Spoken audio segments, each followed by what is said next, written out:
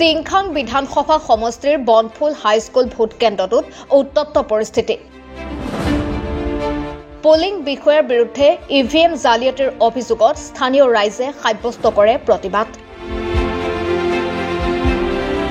EVM লৈ যোৱাত বাধা প্ৰতিবাদী ৰাইজৰ ঘটনাস্থলীতে মোতায়েন কৰা হয় আৰক্ষী অৰ্ধ সামৰিক বাহিনীৰ দল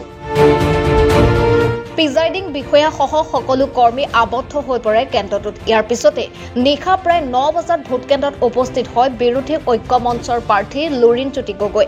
ৰাইজৰ সৈতে আলোচনাৰ অন্তত কেন্দ্ৰটোত পুনৰ ভোট গ্ৰহণৰ দাবী জনায় Lurinjyoti Gogoi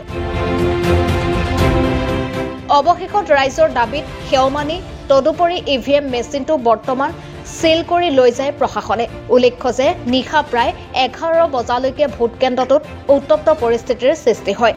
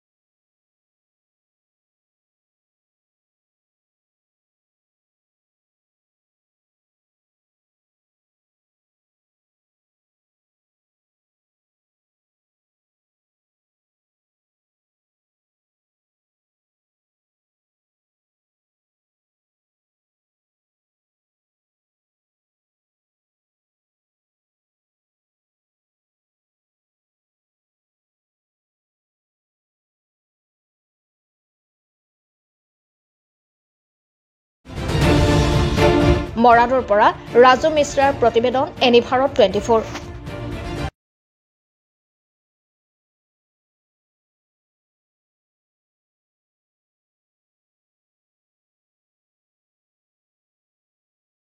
Nursing and GNM at St. Martha Institute of Nursing, Guwahati under SM Group of Institutions.